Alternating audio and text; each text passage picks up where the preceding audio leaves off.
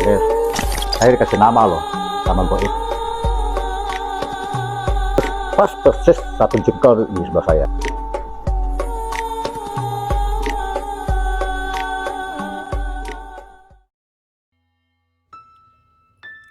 Benteng Marlborough merupakan benteng peninggalan kolonial Inggris yang dibangun tahun 1713 hingga 1719 oleh East India Company di bawah pimpinan Gubernur Joseph Collett. Diketahui kenapa benteng Marlborough ini berada di pesisir pantai, karena satu-satunya alat transportasi pada saat itu hanya laut. Makanya mereka lebih memilih posisinya di pinggir pantai. Ini adalah benteng kedua yang dibangun Inggris di Bengkulu. Benteng pertamanya di mana, Pak? Lebih kurang 2 km dari sini, arah timur, namanya Benteng York. Fort York, karena lebih dari separuh pasukan Inggris meninggal bukan karena perang, karena penyakit. Makanya Gubernur Jenderalnya yang bernama Joseph Collett minta izin ke kerajaan Inggris untuk memindahkan ke posisi kita sekarang. Jadi perlu diketahui, benteng ini adalah benteng kedua dan terbesar se-Asia Tenggara.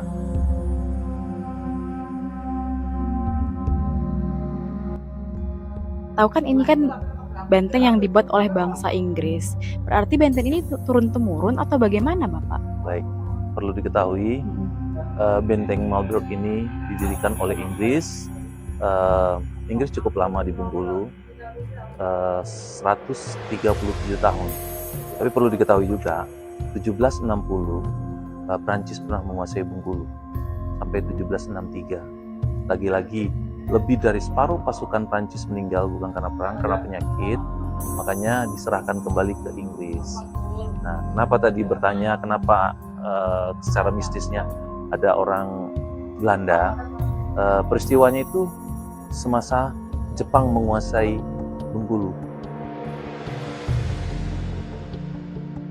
Kita sadar Jepang itu, dan kita mengetahui Jepang itu sangat amat sadis. Jadi mereka itu banyak dieksekusi oleh Jepang.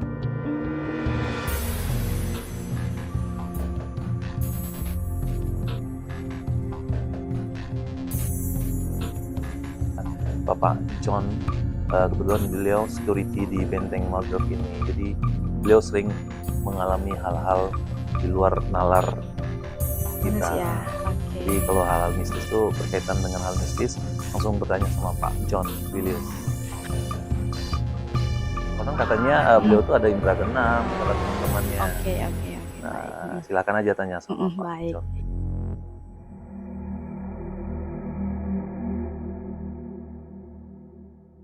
Jadi Bapak adalah salah satu juru kunci yang akan kami tanya-tanya. Boleh untuk memperkenalkan diri Bapak terlebih dahulu. Ya, kalau saya nama lengkap ya Pak Johnny Welius, bekerja di Balai Lestari Kebudayaan Wilayah 7, Provinsi Bengkulu dan Lampung. Kebetulan ditugaskan sebagai pengamanan di sini.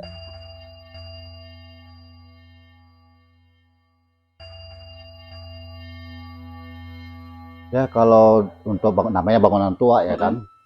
Ya untuk pengalaman, apalagi udah berjalan sampai 20 tahun bekerja di sini kan. Ya sisi banyaknya ya momen-momen hal mistis itu sering ditemui. Ya syukur alhamdulillah yang kita temui itu ya kayaknya itu nggak mengganggu gitu. Baik itu kita sering mendengar suara, aroma wangi-wangian, macam-macam aroma ya, atau perwujudan. Ya kadang-kadang kita satu saat kadang ketemu tentara Belanda. Kenapa saya bisa bilang itu kayak sosok dan wujudnya Belanda? Dari kostum mereka pakai. Jadi mereka menggunakan kostum berwarna biru langit dengan kopel yang putih. Jadi itu Belanda yang di abad ke-18. Itu seperti nyata pandangan saya. Nyata. Pada kebiasaan itu saya melihat sosok itu jam 2 malam. Nah itu yang kata orang sepertiga malam. Makanya kita kalau ke sholat tahajud bagi orang muslim, kan kalau gangguan kan, branding, itu memang alam jam mereka. Oke. Jadi pada kebiasaan memang jam 2 malam itu sering itu perwujudan sosok perempuan, tentara Inggris, sosok orang tua. Itu kalau yang saya bisa saya ngelihat itu sosok perempuan itu pribumi. Nah, jadi saya ditugaskan waktu itu kan saya ditugaskan bagian kamera CCTV. Jadi saya sering lihat sosok ada yang ngintip, ya kan. Suka ngintip, dia suka ngintip. Jadi saya penasaran ngapain, saya bilang itu ngintip. Ya kalau mau masuk, silakan masuk. Belum selesai saya nggak bicara, dia duduk di bawah, perempuan. Ya syukur alhamdulillah perwujudannya bagus, cantik, perempuan pribumi wajahnya. Dia bilang, saya langsung jawab, bilang sama sosok itu, ya udah pulang aja, nanti saya bantu doa, saya bilang. Belum lama masuk, ngilang dia. Ya Allah. Saya ambil air putih, saya bacakan doa-doa ayat-ayat pendek, terutama Al-Fatihah. Di mana jalur dia jalan saya siram. Alhamdulillah sekian tahun nggak lagi muncul dia. Kasih bisikan, minta makan dan minum. Jadi jangan kita kategorikan minta makan dan minum, kita sediakan makan dan minum kayak sajian itu enggak. Dia tuh hanya minta berkira apa, minta kirim doa gitu. Ya makanya ada teman kita juga sampai 2 kali, hanya keesokan harinya baca Yasin. Apakah selain itu ada tragedi yang benar-benar dirasakan oleh pengunjung di sini Pak, selain yang Bapak rasakan? Udah sering sih. Terkadang ada dulu yang pengelolaan tiketnya kan di Dinas Pariwisata itu. Jadi ada anak kecil yang usia 5 balita. Jadi dia ketempelan, kejang-kejang mata yang lotot kayak melawan. Kalau ditanyain melawan. Jadi yang dari dinas itu manggil saya. Ya alhamdulillah kelar lah. Tapi bagi saya, mungkin bagi sebagian orang kan, enggak itu hanya tahayul. Tetap anak itu sembuh kembali normal, saya arahkan. Gini aja Pak, mungkin ada anak Bapak atau keponakannya ada penyakit yang diidap, mungkin dengan ketinggian sekian, dengan cuaca sekian, gitu. Langsung dibawa ke eksekusi ke rumah sakit Polri, langsung diperiksa, ya nggak ada. Cuma mereka ada berpesan, jangan minta-minta sama kami, minta sama Tuhan. Ada itu sosok yang di ruangan barak militer itu yang pintu nomor 3 dari sini. Itu perwujudannya kakek berkejubah. Nah sudah itu saya patroli jam, saya masih ingat betul jam detiknya. Jam 2 malam lewat 2 menit. Pas di tengah, simpang tengah, saya mau kirim laporan nih pakai HP, kan biasa tuh tiap 1 jam 2 jam sekali saya buat laporan tuh. Yang perwujudan kakek itu pas persis 1 jengkal di sebelah saya. Itu bagus. Itu kakek itu yang bilang kalau mau minta sama jangan sampai sama yang mati, minta tuh sama Allah.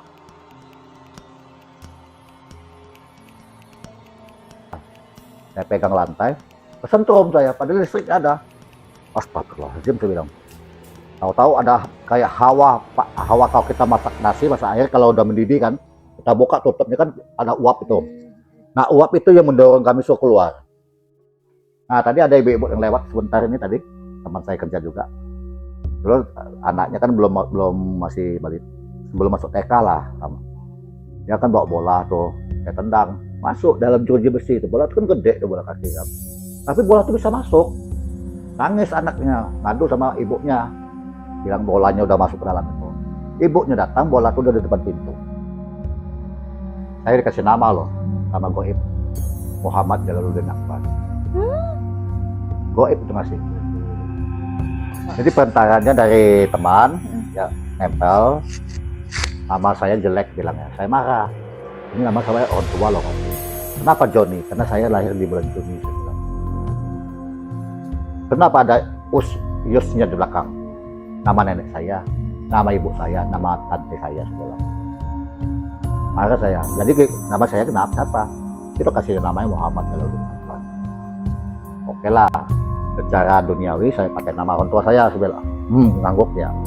Kalau secara kegoiban kamu manggil saya gitu nggak apa-apa. Dan juga saya pernah syuting loh, jejak paranormal, ATV.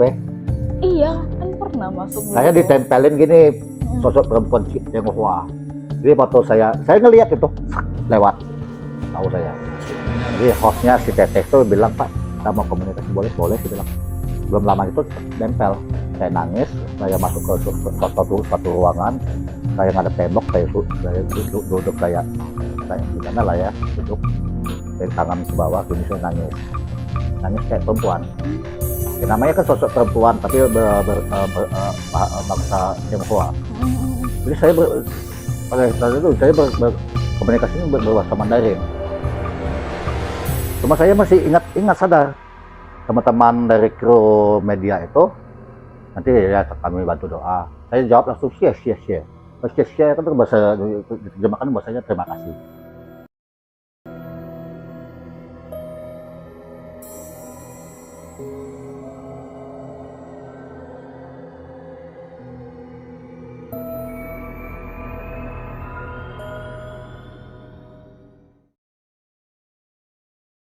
Nama saya Anggun Pujatami, saya sebagai tiketin Benteng Marlboro.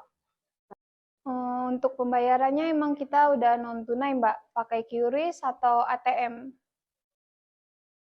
Cagar yang depan itu dari Kementerian Pendidikan, itu gimana ya Mbak? Kalau untuk kementeriannya, kalau kemarin emang Kementerian Pendidikan ya Mbak, tapi untuk sekarang Kementerian Kebudayaan. Dari mulai tanggal 1 Januari 2025, itu kami lagi renovasi, jadinya lagi diperbaiki gitu, belum selesai aja dicetaknya. Kalau untuk pembayaran non tunai atau QRIS itu mulai dari kapan ya Mbak? Kalau untuk dari kantor kami itu mulai 2023 Mbak, tapi setahu saya sebelum itu juga udah non tunai juga sih Mbak.